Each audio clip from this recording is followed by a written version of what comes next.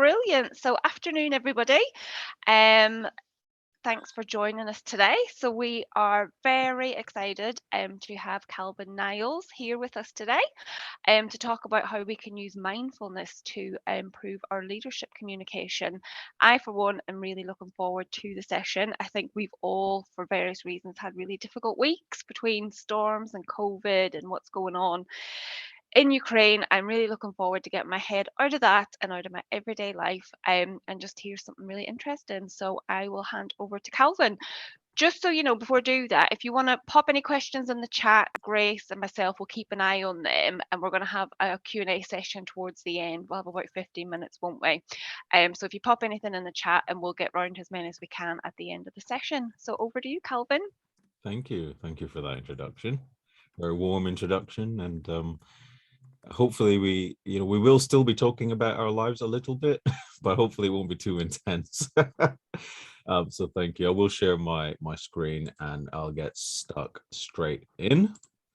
So my name is Calvin Niles, as Shauna is so kindly introduced, and I'm a communication coach. Some people call me the mindful storyteller, and I work with people all around the UK, helping them to tell stories, to boost their communication and to imbue their communication with mindfulness. We often don't really appreciate the true power of good communication in our work, our leadership, in our relationships. And I help people to do that confidently, clearly, and impactfully in their work and life.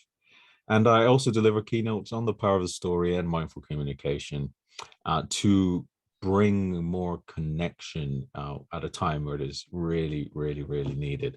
So today, well, our topic is about mindful communication and how we can use this in our work. How can we use it to build connection? And it's a very relational thing, communication, isn't it?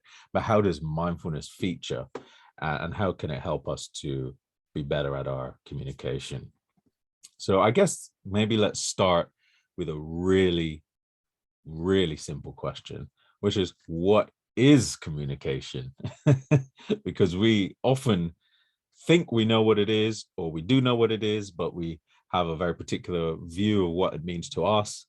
So I guess let's start with an open question, and I would invite you to share, if you feel like, maybe have one person or two or anybody who wants to share anything vocally, what communication is to you. Just an open question. What do you think communication actually is?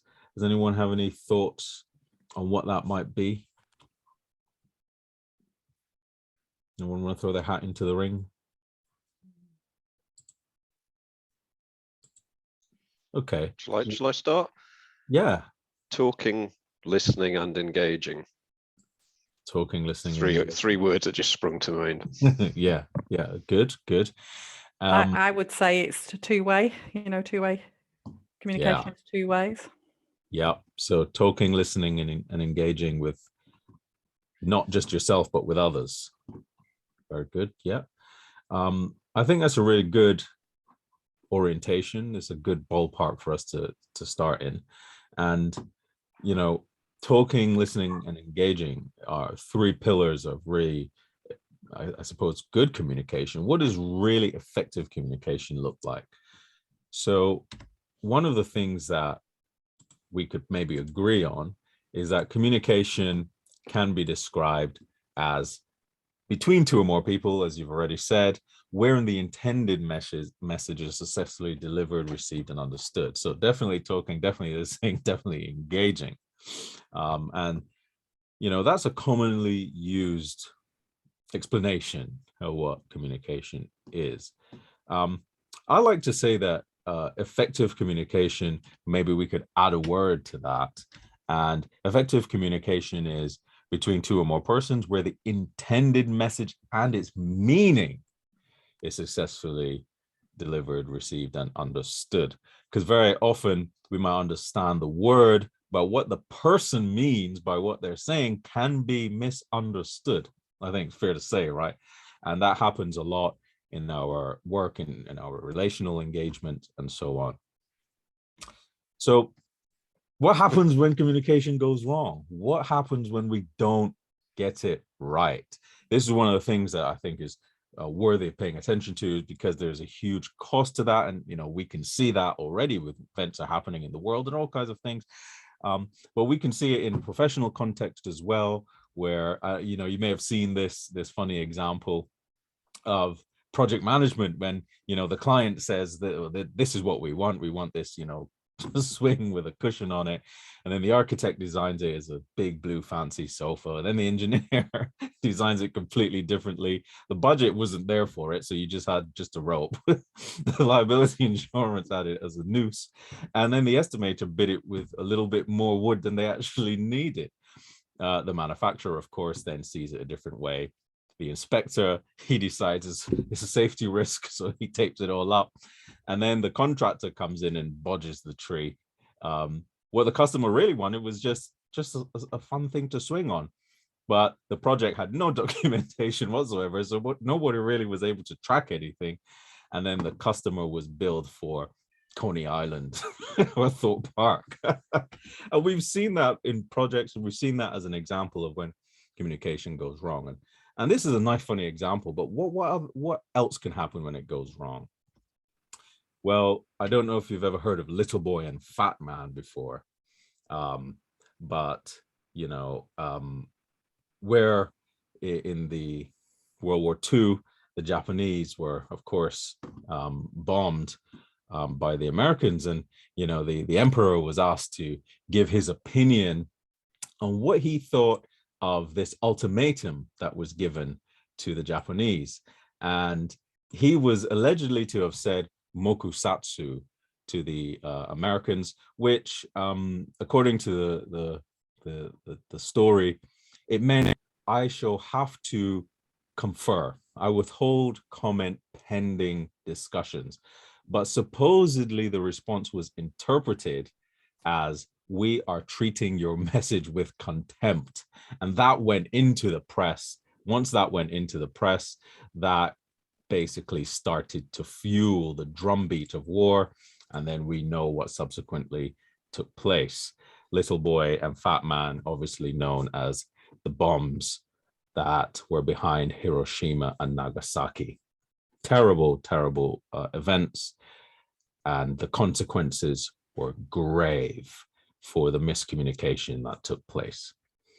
So what happens when that miscommunication isn't just out there in the world and it's war? What happens when it's in the workplace or in relationships, where it's really what it comes down to? What happens when Hiroshima and Nagasaki take place indoors? What happens when it takes place in the office, in the household? And I think this is where we start to now look at the areas that drive our communication, our behavior, and where we can grow in our mindfulness about that in those areas. So where are you coming from when you're communicating? What position are you adopting when you're communicating? I'm going to share a little model with you. It was created by somebody called Eric Berne. Eric Berne says there are three ego states we have when we're communicating. One is called the parent ego state. And the parent ego state says that, well, first of all, it's something that develops in us when we're born and we're being raised by adults, and whoever is raising us, whichever that adult figure is, most of the time it's our biological parents, then we start to develop this parental ego state. Then the adult is the more rational part of ourselves, is how we think and learn about ourselves. It's our thoughts and feelings now. It's what's in the present moment for us right now. And then the child ego state is what we hold as children, and they're replayed and represented through our lives as how we felt as children, even though we may be grown adults. So we take this into the workplace. We take this into our relationships. And you could imagine what I might mean if you think about how this maps onto a matrix. So according to this model that Eric Berne devised, we could look at the world through these life positions, for example. So on this matrix, we have the the vertical matrix is vertical axis is saying that's you, and the horizontal one is me.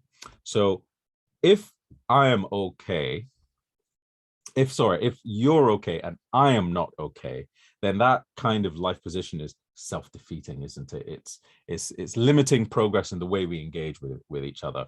Everything is absolutely perfect about you, my boss or my subordinate, but I'm incompetent or I'm inferior or I'm out of my depth or whatever. I'm not okay, you're not okay. No progress happens here because both of us are incompetent, both of us are hopeless, both of us are going nowhere. I'm okay, you're not okay. That's superiority, that's one-upmanship, that's condescension, you know. I'm better than you, you should listen to what I'm saying. And I'm okay, you're okay, which is the healthiest position of all, which is, okay, we're both coming from positions of strength. Let's progress this engagement in a more healthy way where the outcomes that we seek are to everyone's benefit. Call it a win-win, if you like. So let's play a little game here. Just a quick question for you. You're in a one-to-one meeting in this scenario in your work to address an important issue. One person is on their phone or laptop, multitasking. We've seen it. Happens all the time, you know, doing all these different things. But actually, we're meant to be having a one-to-one. So the other person wants to speak. Now, we went through the ego states, parent, adult, and child. I'm going to suggest that you put into the chat, which of these do you think, which ego states do you think they're coming from? So the first one is, you're in this meeting, or you see two people in this meeting, and one person says, you never listen to me, you're always on your phone. Okay? You never listen to me, you're always on your phone. To the other person. If you had to have a guess and say, what ego state is that person coming from? If you think it's the parent, put P in the chat. If you think it's the adult, put A in the chat. If you think it's the child, put C in the chat.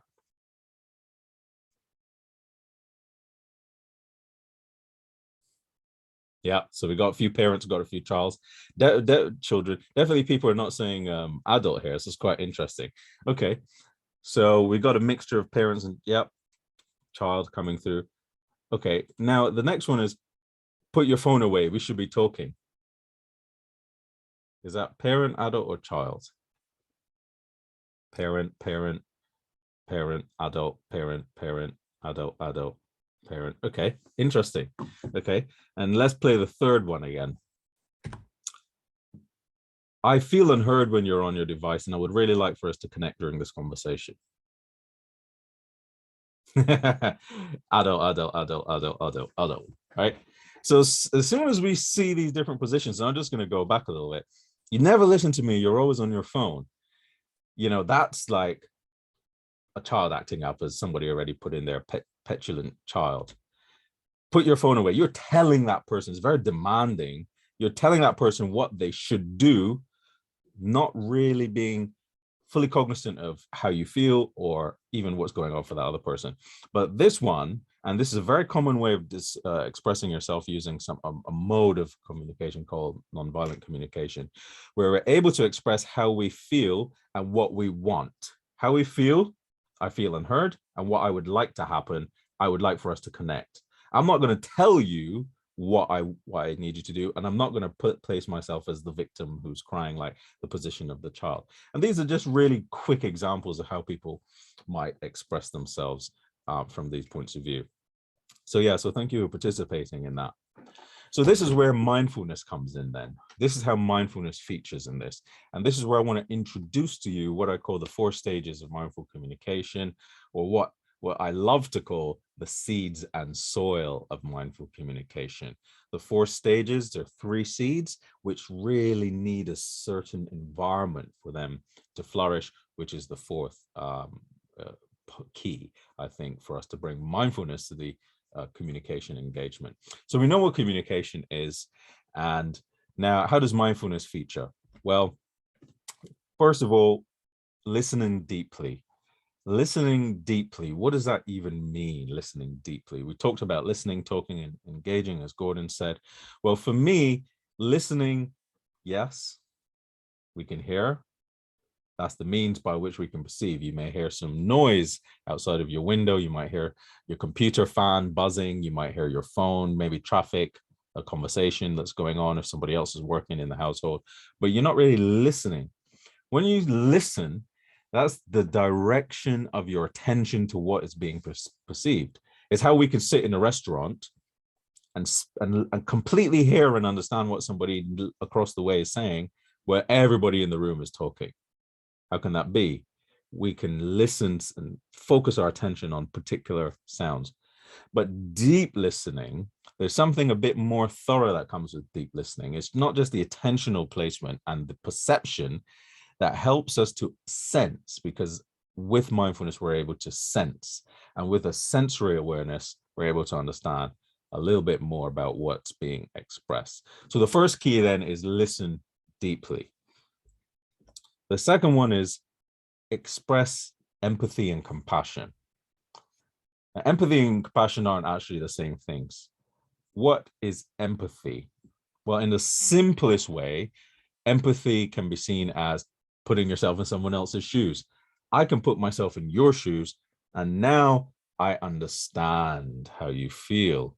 Okay, so understanding how you feel, that's a really good place to communicate from. But sometimes we may need to do something as well after you're figured out that I know how you feel, I understand how you feel. That's putting yourself in someone else's shoes. Compassion is empathy in action. I am now going to do something as a result of that. Imagine walking past a homeless person and you say, oh man, they must be so cold. I feel for that person. That's quite empathetic, isn't it? You know what it's like to feel really cold, and you know what it's like to feel hungry. So you can be empathetic. If you then say, I'm going to offer that person a cup of tea or coffee, that's compassion. That's empathy in action. So there's a way we can bring both action and empathy together in compassion. The third thing is, I like to call it arrive with attitude. And this is where the mindful attitudes really come to the fore. So what are the mindful attitudes? Well, first of all, what is mindfulness? Mindfulness is paying attention on purpose in the present moment and non-judgmentally. Paying attention in the present moment on purpose and non-judgmentally. And these are the three pillars of mindfulness. Intention. So there's a certain desire that we were coming with a particular outcome. I want to be here now. I want to pay attention, and I have a certain intention to bring to this engagement. The attention, of course, we talked about, is where we place the attention. I'm going to focus on something. And the attitudes, which are very helpful for us to bring to our engagements, these are where we can experience a lot of growth. We understand the intention, we understand the attention, but what are the attitudes we're bringing to bear? So I'll go through very quickly what some mindfulness attitudes are, and then we can actually explore these together. So these are really common mindful attitudes taught in secular mindfulness that really help us to bring a certain kind of presence that we have, how we might approach an engagement. So beginner's mind. Imagine you're about to have a conversation with somebody, a team member, one-to-one. You're about to engage with your partner, somebody about a conversation. Could you come with a beginner's mind? Beginner's mind is an attitude which says, I have not seen this before, so I'm going to bring a degree of curiosity as if I'm hearing this for the very first time. It is trying to leave the preconceived ideas, like a child would see a baby, a newborn baby, how a newborn baby might see a butterfly. You know, haven't never seen this before. Such curiosity. What is it do you actually have to say? And what I have no preconceived ideas of what this person has to say, what they mean. And that brings a degree of openness to what this person has to say. And you could probably cast your mind back to so many conversations where you're going, I know what they're going to say. You already have an answer. I'm already answering what you're going to say in my head because I've heard it all before. I know what you're going to say. I know you. And even if I don't know you, I know people like you.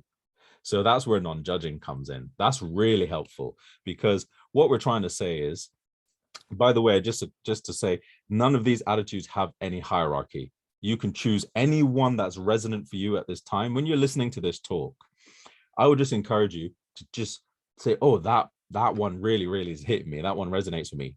Just pick that and take that away as something that you want to lean into in your engagements after this webinar. So non-judging is saying, okay, I am aware. So non-judging doesn't mean, this is a tricky one. It doesn't mean judgments stop. What it means is I am aware that I am judging. And as I'm aware that I'm judging, I'm aware that I'm judging the other person, but I'm also aware I'm judging myself, because the two are linked. You know, when we become aware that we're judging the other person, one of the flip side costs is we go, oh man, I'm judging that person, I'm such an idiot. Then we start judging ourselves, right? So it's being aware that we are judging, and we're able to create space for that judgment to release its grip on us when we're engaging. Non-striving. Now, non-striving is another tricky attitude that perplexes people in mindfulness. Non-striving doesn't mean not having goals or not having a certain outcome you want to see, but non-striving means maybe getting into your engagement with an attitude which says, I'm just going to listen and I'm going to see what comes out of this engagement. I'm not going to persuade this person at this time, or I'm not here to be persuaded. I'm just here to hold this space for conversation. And that's how non-striving might just show up in communication. Trust doesn't mean I trust you, although you would probably end up trusting that person.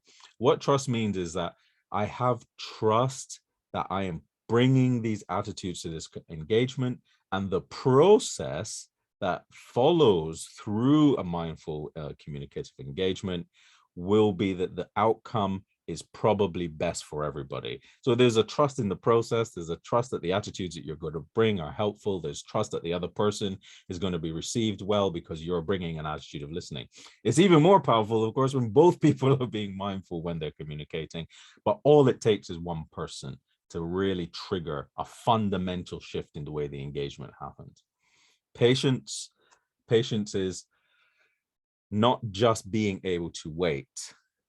Patience is also being okay with waiting. And notice the subtlety there. You know, you can wait for something. Imagine when you're really hungry and you have to wait for your food, or the restaurant, the kitchen's really slow bringing out your meal, or something you're waiting on is just taking really long. You still have to wait, but inside you're going, oh man, these people won't hurry up, this is so annoying, and you're getting really agitated internally. That is the opportunity to grow in patience and flex that patience muscle. You know, is an opportunity to build the strength in that patience muscle. Generosity is very self-explanatory. It's about giving, but giving not necessarily to receive. So when we are in a communication environment, generosity might mean, actually, I'm going to listen more than I'm going to talk at this time, because one of the greatest respects we can give to a person is to listen. Actually, that's one of the greatest and highest honors we can give to a person. Now, of course, you're going to have things you need to express, but generosity is a very giving state. So if that resonates with you, if you're naturally a really talkative person like I am, and you find yourself completely machine gunning somebody with verbiage, then it might be quite generous to listen more. It might be quite a generous thing. Gratitude, being grateful for just even the subtlest moving forward in the communicative engagement. You know what? We've built a bridge of understanding here. We've built a bridge of understanding that previously didn't exist. I'm grateful for that. And we're expressing gratitude that this conversation could even happen. I'm grateful that we're in an environment that we could actually sit down and have a meeting, or we can even approach this difficult engagement. Acceptance is about accepting things as they are. It's one of a really, really super powerful attitude. Accepting things as they are means that we are not internally fighting to make that person who we want them to be.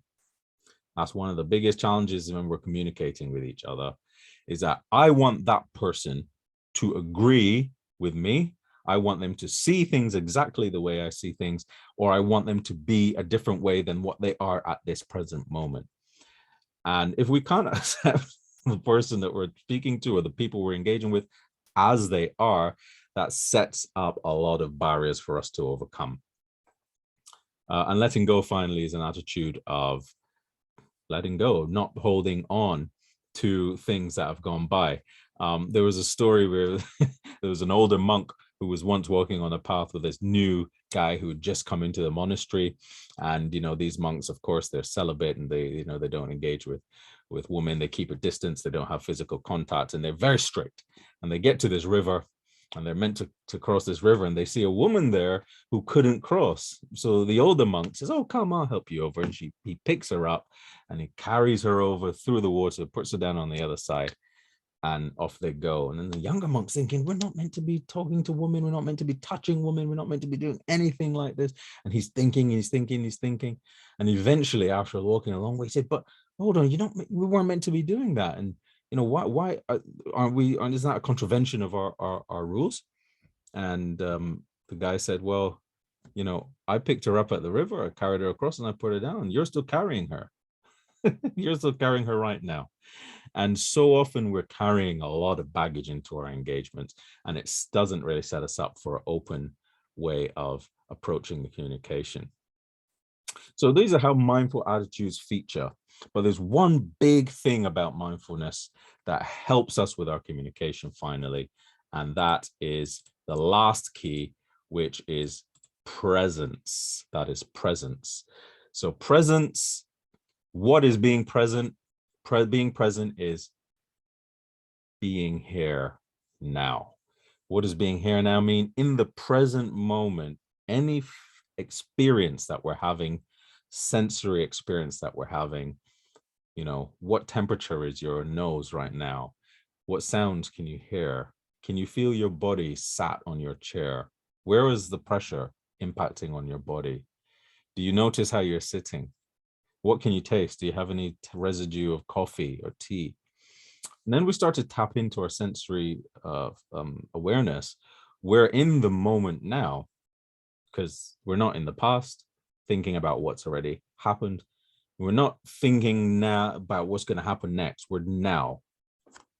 And paying attention to our breath and our senses is a way to be in the present moment, which is why mindfulness focuses so much on breath and body. Presence is the sustained awareness of now. Because invariably, if I say, what can you smell right now? That already brings you into the present. Now you might be going, okay, I smell coffee. Now my next meeting. Now we're out of the present, we're thinking about the next meeting. So we're sustaining awareness by coming back to the present, constantly coming back to the present. And that I refer to as the soil. The presence then becomes the soil for those seeds of mindful communication to really flourish. And the seeds are listen deeply, express yourself compassionately, arrive with attitude, and presence is key. So those are the 4 keys to mindful communication. And I think that leaves us with some good time to discuss some of these juicy things that we just talked about in a real practical way, you know, and maybe what resonated with you.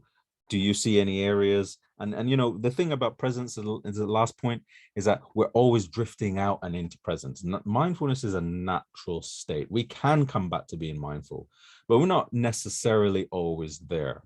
So you might be checking your emails while we're in this call. You might be checking your phone. You might have been doing some sort of other engagement. And that brings us into this, what we think we're doing is being really efficient and multitasking, but we're actually then not really being present with this engagement. And there's nothing wrong with that at all. It just happens. We're human beings. We do this. These are just habits that we have. But it's to say that actually when we're engaging with each other, and especially when we want to be mindful, that is creating the present authority to engage, to build trust, to build understanding, and invariably to build our ability to collaborate.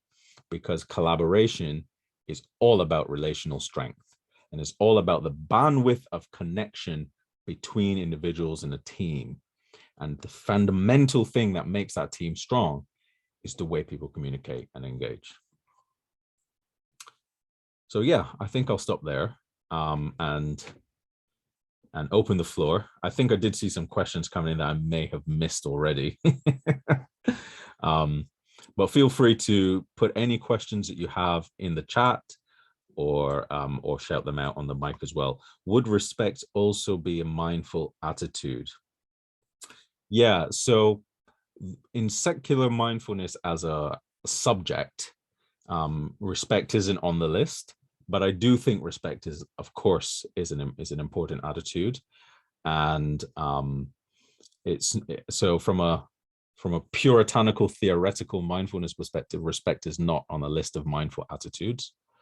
But I would say yes, if your respect really resonates with you for that person, then you're more inclined to listen. You're more inclined to be present for that person. You're more inclined to hold the space for the engagement.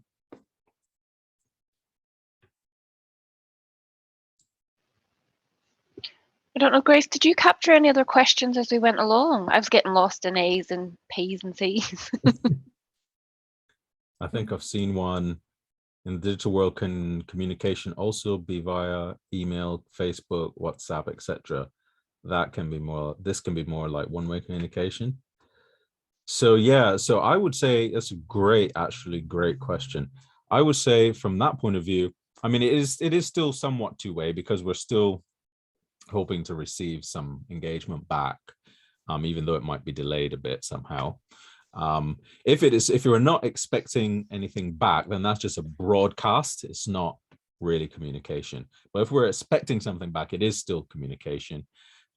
Digital communication, yes, I think the mindfulness would apply, the principles would apply in a similar way. But of course, we can't listen in the same way. We're not making prejudgments of what that person wants to say or do in the same way, because we might receive it and forget it for 2 days before we reply. And the context is slightly different, but I think the underlying principles are still the same. Thank you for that. We have had a question from Sue. It is extremely to accept someone who is difficult and unwilling to listen to your point of view and choose to be biased to a third person. What would you advise? It is extremely difficult to accept someone who is difficult and unwilling to listen. These is where mindful communication matters the most. It's very hard when somebody else is not open. Then what happens is both people invariably automatically close down.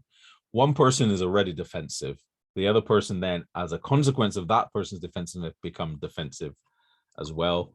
And I think one of the challenges for us as we try to grow in mindful communication is, I would say, we would start to try and build the empathy in that instance. So what is that, why is this person, how are they feeling? How is that person feeling? So we can make a guess and we can go through some questions. So can we guess how that person is feeling?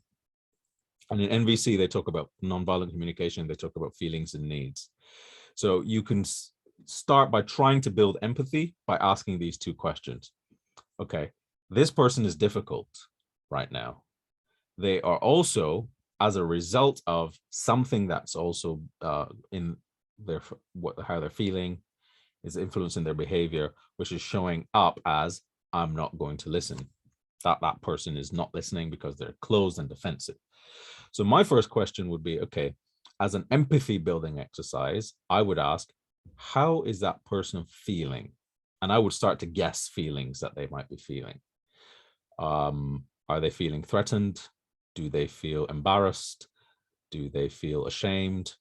Do they feel whatever the feelings might be? You can go through all kinds of emotions in your own mind. And then you would try and guess how they're feeling. And what does that person need based on how they feel? So in an example like that, if that person is feeling threatened, the person may need to feel safety because in NVC always links feelings and needs. And you can read up on Marshall Rosenberg's work in nonviolent communication, by the way, if you're ever interested in exploring that area. But I think that that's really helpful when it comes to trying to build empathy. And we talked about the keys of communication. Empathy is one. And you could ask that question: what is that person feeling? First one. What do they need? This is not to discount how you feel, because how you feel also is valid in that situation. But the first one area could be of building empathy is, okay, I am not connecting with this person. I want to try and understand this person and build empathy with this person. What do they feel? Start to process that, maybe talk it out with a friend, and then go, what do we think they need? Well, if they're not feeling safe, or if they're feeling threatened, maybe they need to feel safe. And that will then influence how you communicate. And straight away, you start creating a space for empathy in your own engagement. So I would say try that. And you can't change that person, of course. So this is not about changing another person. This is just about trying to be more as mindfully communicative as we can be to help foster more constructive engagement. Hey, Gordon. Patiently got my hand up there, getting tired. I don't know if this is a question or an observation or just stating the obvious, really, but I suppose it's around how much more difficult this is since we've been working remotely, because there is something about that sort of much more focused when it's, or should be much more focused when it's face to face. And speaking as someone who's taken 2 calls and tried to get rid of things whilst I've been on this, apologies, there are so many more distractions around, and it feels more difficult. I just wondered if you picked up sort of much feedback around that, how we've been working over the last couple of years and how many of us will carry on working going forward, and what we can really do about that. Yeah. And I'll switch my phone off now. Yeah, and thank you for sharing that. And for me, it's not even so much that for me, it's just showing that we have these opportunities all the time to be more mindful, because I think what happens is with the advent of technology, and I was actually talking about this on a podcast recently, our mobile phones, as an example, can do so many things for us now. Banking, communication for work, personal communication, pictures, entertainment. It does everything, right? So we get very attached because it now becomes a metaphor for our life. And because of that, everything is available to us. Now, when you're at work and you're in an office, you say, look, we're going to have a one-to-one, we've booked a meeting room, so on. You've got a physical restraint. There's a physical segregation, which has a psychological effect. I know it's like when you go to the gym, why can you work out better at the gym than at home? Because there's a trigger. I'm in the gym. I know I'm going to work out. I'm here to work out. There's some intentionality. There's the environment. There's all these things. And that happens in physical environment. When we don't have that, everything is available to us at once. And we then have to choose actively what we're going to do. And this is why it's so difficult, for example, to drive and not be distracted by your mobile phone. As much as people want to say it's not safe to have your mobile, but you're using it for sat nav. You're using it for sat nav, and then suddenly a message pops up if your notifications aren't, and then you get distracted, and then you're like, no, I can't take that right now. But it's there. So we have to bring this mindfulness, this awareness to this challenge, and then make very active, intentional choices. I think that's one of the biggest difficulties with the technological meetings and these kinds of platforms, because we have everything available. So it's no longer that I just can't be doing these things because my laptop's on my desk and I'm in a meeting room and I'm in a one-to-one, so actually it's physically out of the way. Now we have to be active in the choice, and we have to say, I am setting the intention to bring this mindful attitude and pay attention to what I'm doing, and that's what I'm doing in this engagement now. And that requires a little bit of effort and practice, but patience with ourselves as well. Tricky, but yeah. Brilliant, thank you. I think we've got one more question. Can mediation help with mindful communication? My organization often uses this as a way to resolve internal disagreements. Yes, Absolutely. Mediation is always good because it gives you a third-party perspective when parties are entrenched in their own positions. And the whole point of empathy building is to build bridges of understanding. That's the whole point of empathy, right? I understand you, you understand me, we have a bridge of understanding. This communication can now be fruitful. Mediation is always something that is invited when that all of those efforts have failed. Ideal position is that we can train ourselves in mindful communication so that mediation does not become necessary. We would never start an engagement with mediation, right? Mediation always comes at the end after great difficulty. So I think that if we're training our staff and we're training ourselves and training in as a practice in our organizations in mindful communication, we are creating the environment that facilitates much better communication. And with the application of the skill, then the need for mediation should hopefully decrease. So this is why I'm such an advocate for this, because I've seen it transform my own personal life, but I've also seen it transform organizations. I've seen how people use mindful communication more constructively. It is especially easy to practice when they are light subjects and easy people to get on with, but is especially more powerful when the engagement is difficult. It's like going to the gym and lifting heavier weights. The more the resistance, the more benefit the body's going to get. And we have to be able to practice that. So I think if you're having to have difficult conversations a lot, mindful communication is certainly something that is great to roll out in the training for your teams. But yes, mediation can definitely help. And so can meditation. Thank